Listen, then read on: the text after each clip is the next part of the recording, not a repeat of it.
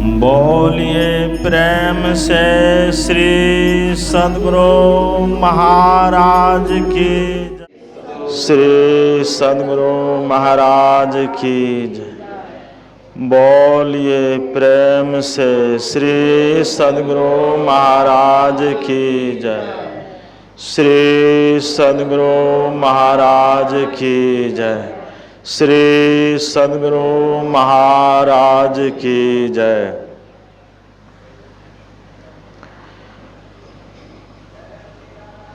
मंगल मूर्ति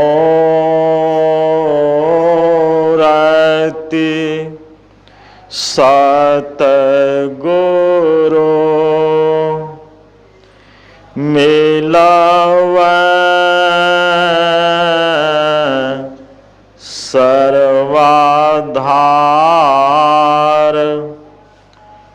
मंगलमय मंगल करन विनावा बारंबार।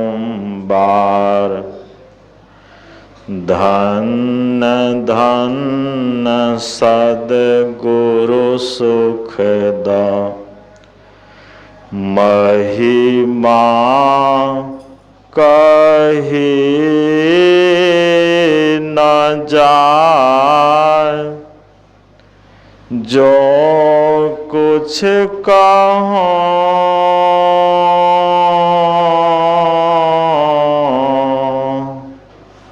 तुम्हारी कृपा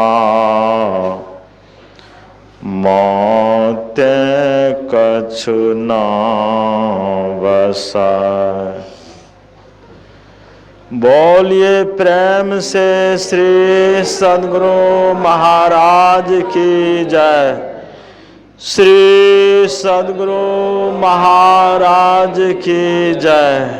श्री सद्गुरु महाराज की जय। परम आदरणीय गुरुजन, सत्संग प्रेमी महानुभावों, आदरणीय माताओं एवं भक्तिमती बहनों,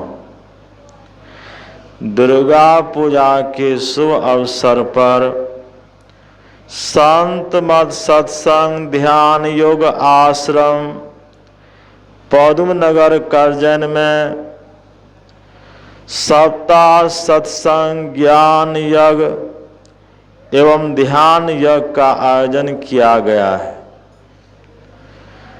जिसका आज 7वां दिन है। 7वें दिन के प्रातःकालीन सत्संग में हम लोग यत्र तत्र से एकत्र होकर सत्संग में सम्मिलित होकर संतों के वचनों को सुनकर लाभ उठा रहे हैं। संत कबीर साहब के वचन में आया है, कथा कीर्तन कली विषय भव सागर की नाव, कह कबीर जग तरन को नाही और उपाव। हम लोग देखते हैं कि गांव में, शहर में, जिला में, राज्य में, देश में, सब जगह हम लोग देखते हैं कथा कीर्तन अष्टयाम होता है। हरे राम हरे कृष्ण का कीर्तन होता है। हरे राम हरे कृष्ण का कीर्तन होता है। राम कृष्ण का कीर्तन लोग क्यों करते हैं?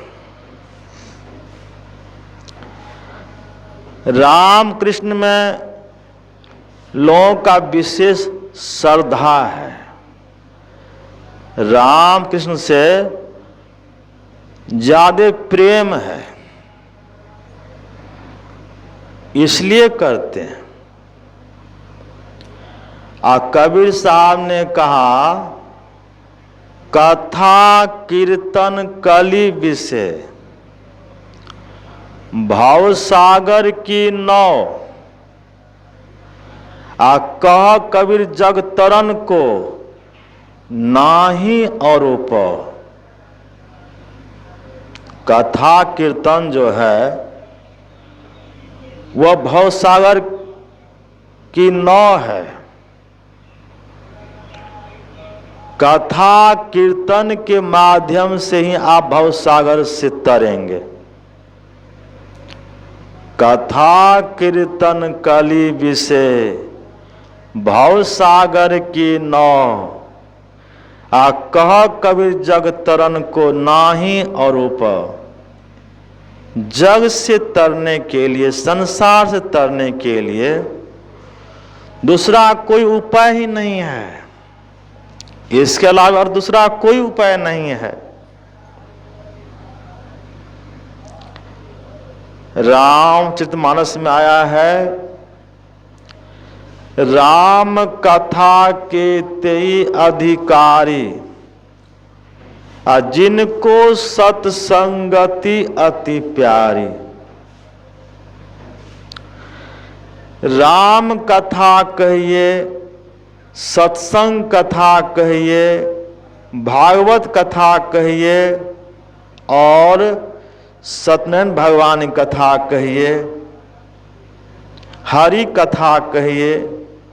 हरि के 1000 नाम, हरि कथा कहिए, सब एक ही बात है। और राम कथा के वे अधिकारी हैं जिनको सत्संगति अति प्यारी, जिसको सत्संग से प्रेम है, साधु संतों से प्रेम है, वे राम कथा के अधिकारी हैं। और जिसको साधु संत से प्रेम नहीं है, सत्संग से प्रेम नहीं है, वे राम कथा का अधिकारी नहीं है।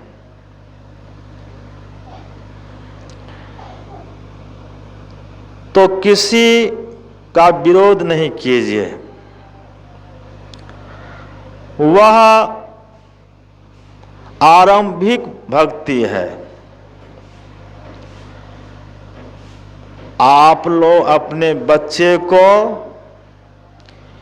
घर भेज, आप अपने बच्चे को घर से पाठशाला भेजते हैं।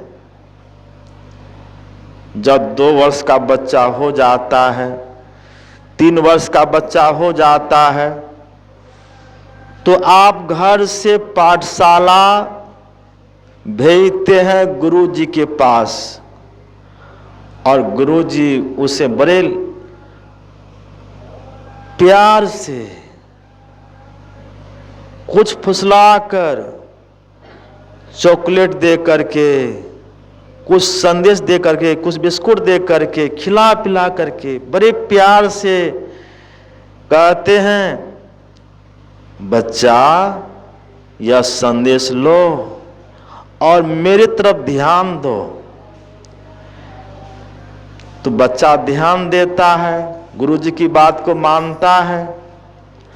और ऐसे गुरुजी बच्चा का हाथ पकड़ लेता है और उंगली पर पेंसिल घुमाता है और कहता है, कहो ओ, कहो आ, कहो हर्षई, कहो दुर्गई, कहो हर्षौ, कहो दुर्गाओ। बच्चा पहले मोटा अक्षर सीखता है, पहले उंगली पर पेंसिल घुमाता है,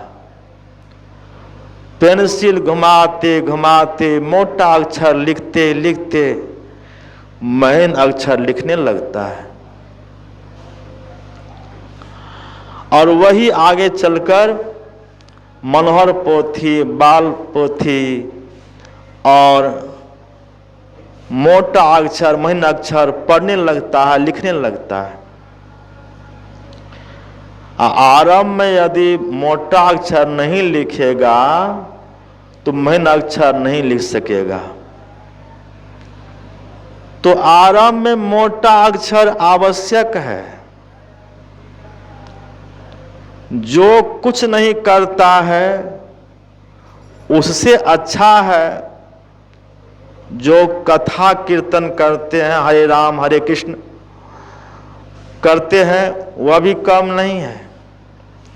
वह वाचिक जप है, उसमें अपने मन को लगाते हैं, अपनी सूरत को लगाते हैं, अपने ख्याल को लगाते हैं, भक्ति की ओर अपने ख्याल को लगाते हैं, वह भी कम नहीं है। धीरे धीरे पढ़ते पढ़ते, धीरे धीरे करते करते संस्कार आगे बढ़ेगा। संस्कार बनते बनते बनता है, एक बार नहीं बनता। हम लोग जो बैठे हुए हैं सत्संग में, यह एक ही जन्म का संस्कार नहीं है, अनेक जन्म का संस्कार है। सत्संगी बनना, दीक्षा लेकर सत्संग में बैठना, सत्संगी बन जाना, यह एक जन्म की बात नहीं है, यह एक जन्म का संस्कार नहीं है। कई जन्म का जब संस्कार होता है तब लोग सत्संग में पहुंचते हैं, सत्संग में केवल पहुंचते हैं। कहीं जिलावासी सत्संग होता है, कहीं अखिल भारतीय सत्संग होता है, कहीं बिहार प्रांतीय सत्संग होता है, तो लोग क्या कहते हैं, अमुक स्थान में प्रतापगंज में 2-3 मार्च को जिलावासी सत्संग होने के लिए जा रहा है, वहां चलिए, बहुत साधु संतों से मुलाकात होगी और संतों का प्रवचन सुनेंगे। सत्संगी नहीं भी है, दीक्षित नहीं भी है, और उसके मन में हो गया कि जिलावासी सत्संग प्रतापगंज में हो रहा है, वहां पहुंचना है 2-3 मार्च को। 2-3 मार्च 2025 में होने के लिए जा रहा है, वहां पहुंचना है, मन में हो गया तो अवश्य पहुंचेगा। अब पहुंचेगा और संत के सामने जाएगा, पंडाल में बैठेगा तो कुछ न कुछ बदलाव आएगा, परिवर्तन अवश्य आएगा।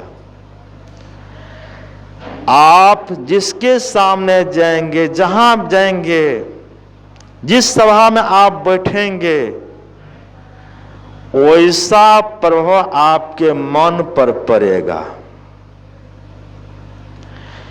सत्संग सभा में आप बैठेंगे, साधु संतों के सामने बैठेंगे तो सात्विक मन बन जाएगा, राशि मन सात्विक मन में बदल जाएगा। तो यह भी कम नहीं है, दीक्षित नहीं है लेकिन सत्संग में पहुंच गए।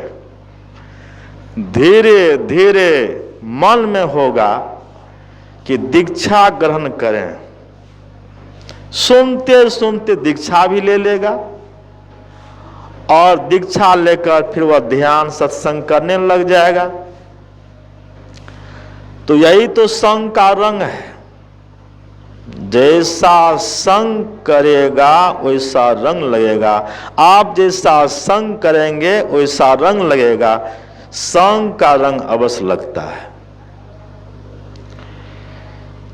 जब द्रवहि दीन दयाल राघव, साधु संगति पाइए, जेहि दरस परस समागम आदिक, पाप राशि नसाइए। जब परम पिता परमात्मा की असीम अनुकंपा होती है तो साधु संतों के दर्शन होते हैं। उनके दर्शन से, स्पर्शन से, समागम आदि से पाप राशि का नाश होता है।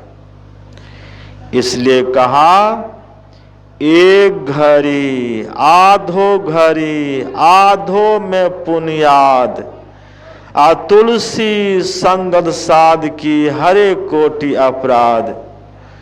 कुछ भी क्षण यदि संतों का संग कर लेंगे तो कोटि जन्मों का पाप धुल जाएगा। पाप का विनाश संत के माध्यम से होता है। संत दरसजिमी पातक टरई, संत के दर्शन मात्र से पाप टर जाता है। और जब संत की युक्ति आप जान लेंगे, युक्ति जानकर आप ध्यान करेंगे, तब क्या होगा? कितना पाप टरेगा, कितना पाप का विनाश होगा? तो साम वेद में आया है, यदि शैल समम पापम विस्तीर्णम बहु योजनम अभिद्यते ध्यान योगेन नान्यो भेद कदाचन।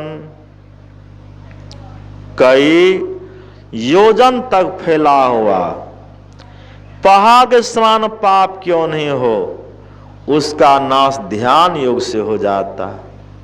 आप ध्यान करेंगे, पाप का नाश होगा।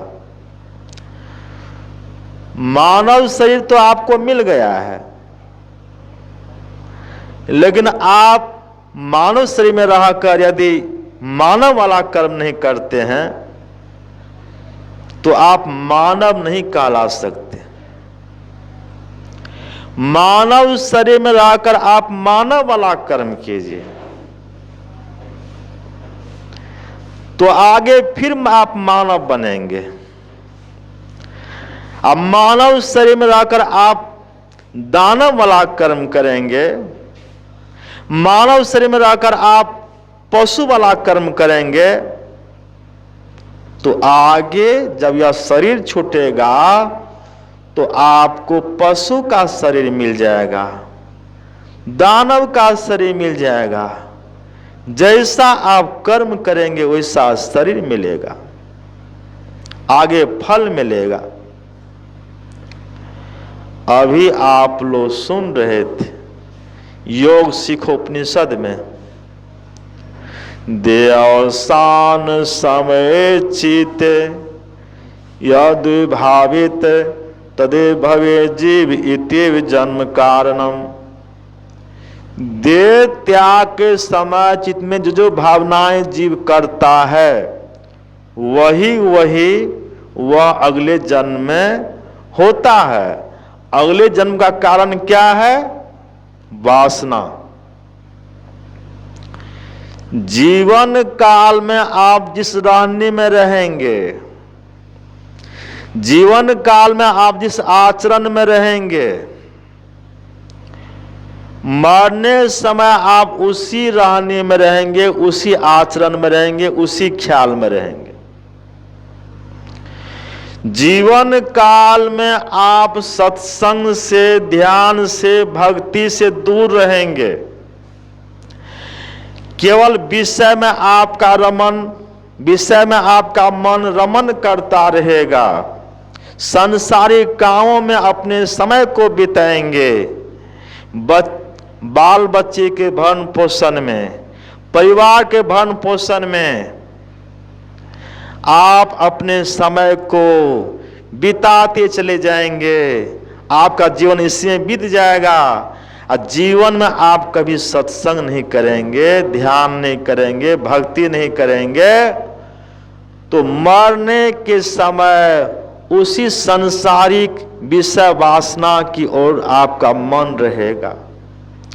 अब मरने के बाद आपको 84 लाख योनि में जाना पड़ेगा, मनुष्य शरीर नहीं मिलेगा।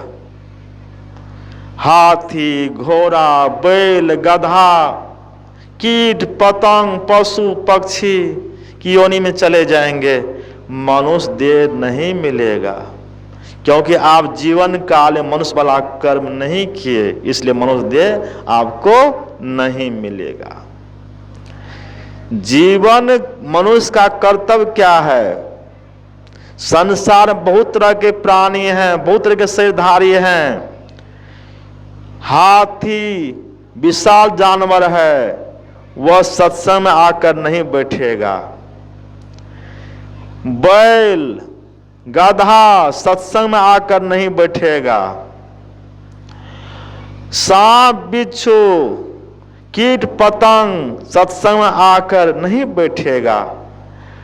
केवल मानव बैठ सकता है, मानव सत्संग कर सकता है, मानव ध्यान कर सकता है, भक्ति कर सकता है। तो सत्संग ध्यान करने का अधिकार मानव को है।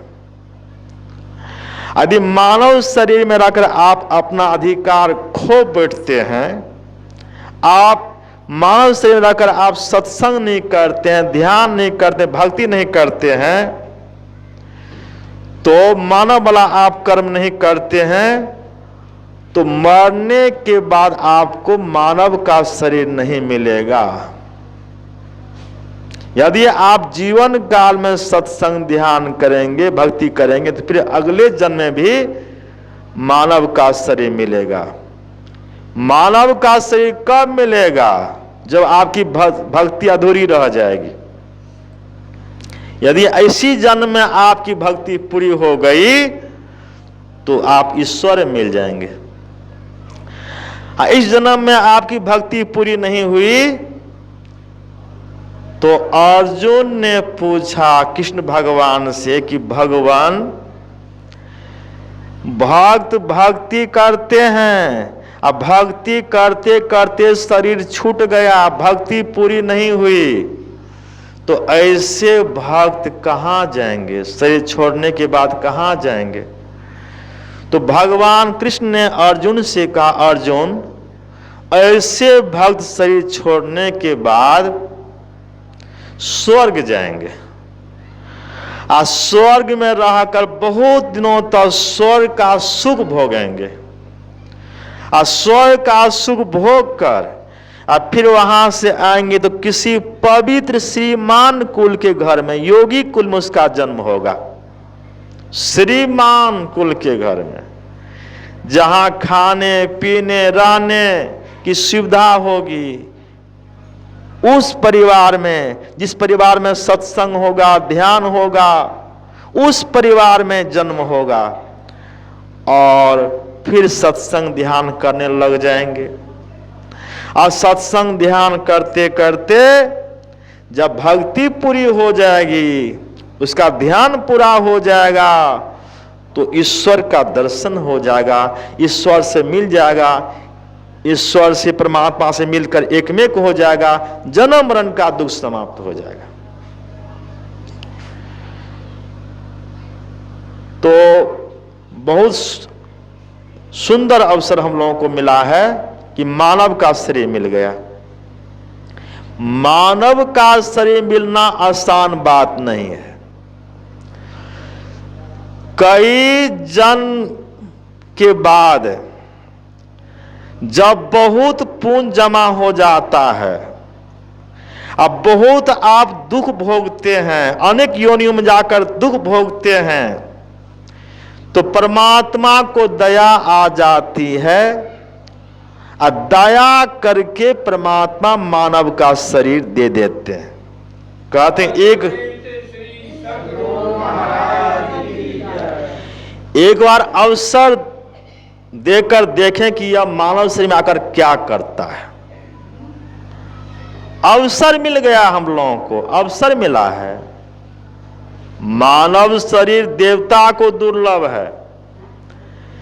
देवता योनि भोग योनि है, अब मानव योनि कर्म योनि है। इसमें कर्म ही प्रधान है।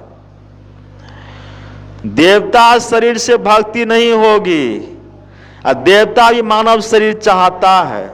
देवता भी बंधन में है, देवता भी दुख में है, और देवता ही मानव शरीर चाह रहा है कि मुझे मानव शरीर मिले।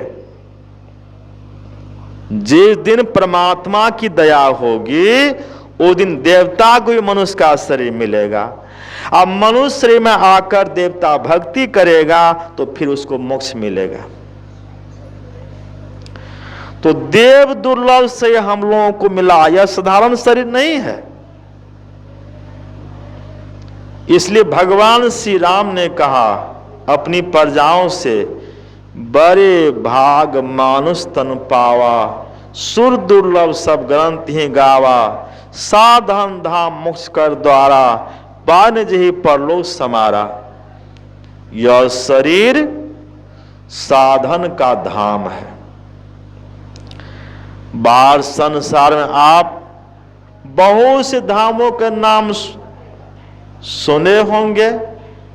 बैद्यनाथ धाम, जहां लोग जाते हैं बोल बम, बोल कमरिया बोले बम, बोल कमरिया बोले बम, बोल बम बोल बम।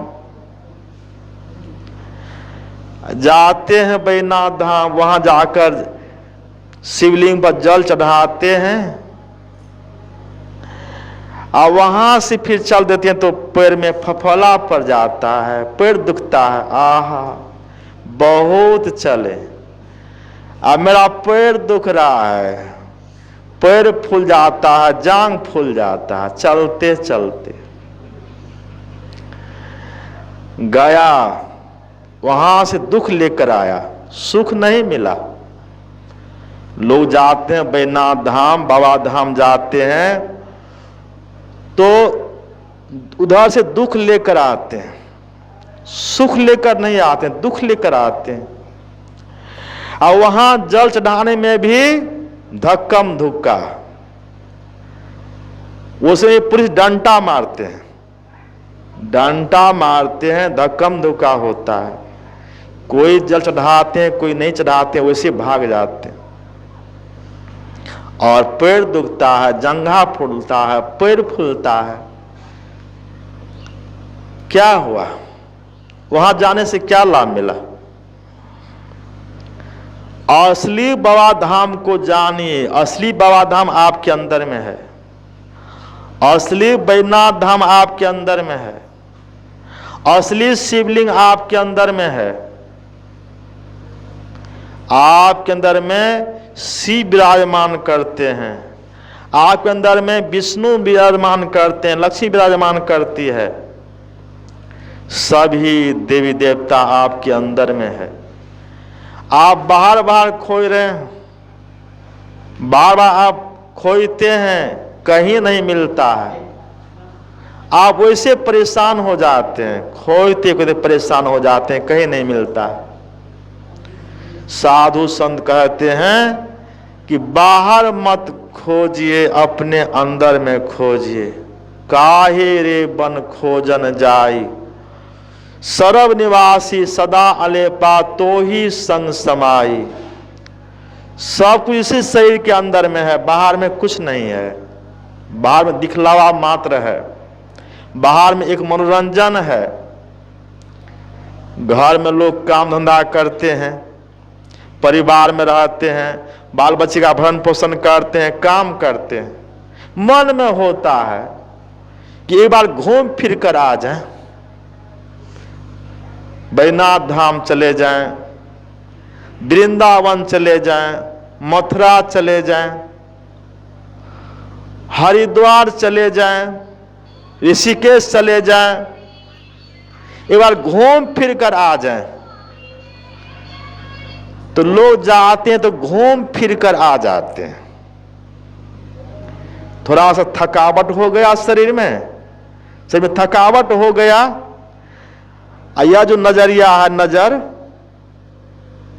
देख लिया, मंदिर है, लंगर चल रहा है, हजारों की संख्या में लोग खा पी रहे हैं। आप जाएंगे अमृतसर स्वर्ण मंदिर, वहां आप देखेंगे कि हजारों की संख्या में, लाखों की संख्या में लोग पूजा पाठ करते हैं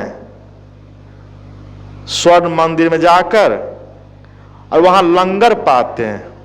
वहां भंडारा को लंगर कहते हैं। तो लाखों की संख्या में लोग लंगर पाते हैं। इस बार हम लोग गए थे, लंगर पाए थे, तो लाखों की संख्या में लोग लंगर पाते हैं। वहां का दृश्य देखकर आ गए, लंगर पा लिए। स्वर्ण मंदिर में जाकर, अमृतसर स्वर्ण मंदिर में जाकर, राधा स्वामी सत्संग व्यास में जाकर, कई जगह गए, लंगर पाकर घूम फिर कर चले आए। बस घूमना फिरना हुआ, इसके अलावा कुछ नहीं मिला। मिला क्या? बाहर में ईश्वर नहीं मिलेंगे। क्या मिलेगा? क्या देखेंगे? आप मंदिर का दर्शन करेंगे, वही दर्शन करेंगे, पत्थर पहाड़ झाड़ी का दर्शन करेंगे, और क्या दर्शन करेंगे? बाहर में क्या मिलेगा? कुछ नहीं मिल सकता है। इसलिए हमारे गुरु महाराज ने भी कहा है, निज तन में खोज सजन, बाहर न खोजना। अपने ही घट में हरि है, अपने में खोजना। बाहर में लोग जाते हैं तो थक कर आते हैं, परेशान होकर आते हैं। अपने अंदर में कुछ परेशान होने की जरूरत नहीं। आराम से बैठ जाइए, सुखासन से बैठिए, अर्ध पद्मासन से बैठिए, पद्मासन से बैठिए, वज्रासन से बैठिए, उक्रू आसन में बैठिए। किसी एक आसन में बैठकर आंख बंद कर लीजिए, मुंह बंद कर लीजिए, और गुरु की युक्ति के माध्यम से अपने अंदर में ईश्वर को खोजिए। कैसे खोजेंगे ईश्वर को? तो युक्ति के माध्यम से, भेद के माध्यम से। जो गुरु भेद बता दिए हैं, कैसे जप करेंगे, कैसे मानस ध्यान करेंगे, कैसे दृष्टि साधन करेंगे, कैसे शब्द साधन करेंगे, यह जो भेद बतला दिया है, उसी भेद के अनुसार खोजेंगे। यही विधि जब भाव पार, अमोर गुरु भेद दिए। यही विधि जब भाव पार, अमोर गुरु भेद दिए।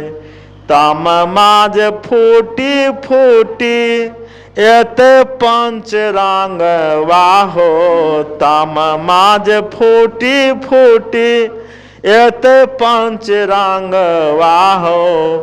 बिजली चमकी एत तार, मोर गुरु भेद दिए।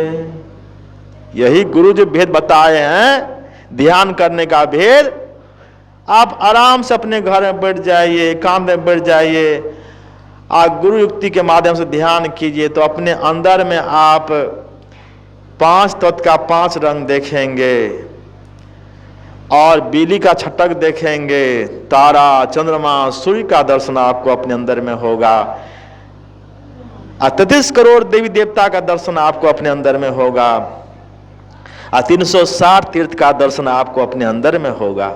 बाहर कहाँ खोजते हैं? बाहर मत खोजिए। देहस्था सर्व विद्याश्च देहस्था सर्व देवता, देहस्था सर्व तीर्थानि गुरुवाक्यं लभ्यते।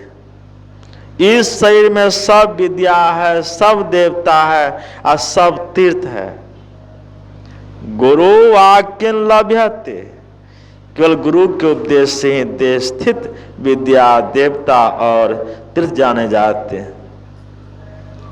जिनकी लगन गुरु से नाही, ते नर खर कुकर सम जग में, बिरथा जन्म गंवाई हो। जिसकी लगन गुरु से नहीं है, जो अपने जीवन में गुरु नहीं किए, जिसके जीवन में गुरु नहीं उसका जीवन शुरू नहीं। जो अपने जीवन में गुरु नहीं किए, जिसकी लगन गुरु से नहीं, उस मनुष्य का जीवन कैसे चला जाता है? तो कबीर साहब की वाणी में सुनिए, उस मनुष्य का जीवन ते नर खर कुकर सम जग में, बिरथा जन्म गंवाई हो। उस मनुष्य का जीवन कुत्ता की तरह, गधा की तरह संसार में बेकार चला जाता है। जिस मनुष्य का लगन गुरु से नहीं है, जिसकी लगन गुरु से नाही, ते नर खर कुकर सम जग में, बिरथा जन्म गंवाई हो। वह उसका जीवन बेकार चला जाता है।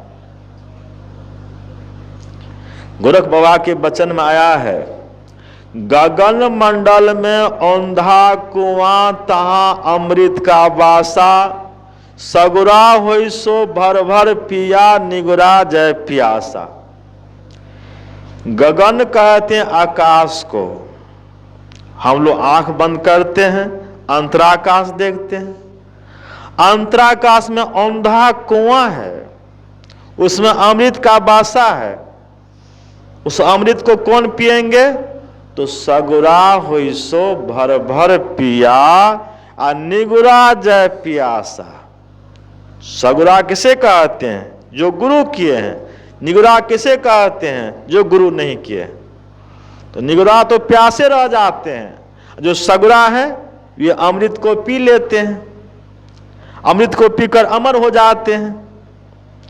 तो आपके अंदर में अमृत है, आंख से नीचे विष भरा हुआ है, आंख से नीचे विष का खजाना है, आंख से ऊपर अमृत का खजाना है। आप आंख से नीचे रहेंगे तो विष पान करेंगे, विषय पान यानी विष पान। विष विषय कैसे लिखते हैं? बरसी कार आशय विषय, उसमें से य को हटा दीजिए, तब क्या बचेगा? विष, विष बचेगा। तो आप विषपान करते हैं, आंख से नीचे रहते हैं तो विषपान करते हैं, आंख से ऊपर जाएंगे तो आप अमृतपान करेंगे, अमृत को पिएंगे, अमृत को पीकर अमर हो जाएंगे। अमृत निका कहे सब कोई, पिए बिना अमर नहीं होई। कोई कहे अमृत बसे पताल, नरक अंत निद्रासे काल। कोई कहे अमृत समुंदर माही, बरवानल क्यों सोखत ताही। कोई कहे अमृत शशि में बास, घटे बढ़े क्यों होई है नाश। कोई कहे अमृत सुरगा माही, दे पिया क्यों खिरखिर जाही। सब अमृत बातों की बात अमृत है संतों के पास। दरिया अमृत नाम अनंत, जाको पी पी अमर भय संत। अमृत को पीकर संत अमर हो जाते हैं। तो अमृत पीना चाहते हैं तो संतों युक्ति को जानकर नियमित रूप से ध्यानाभ्यास कीजिए, सत्संग नित ध्यानित करते रहिए। आप अमृत को पीकर अमर हो जाएंगे। आपका इहलौकिक जीवन, पारलौकिक जीवन कल्याणमय हो जाएगा। यही थोड़ा सा मैंने आप लोगों की सेवा में कहा। बोलिए प्रेम से श्री सद्गुरु महाराज की जय।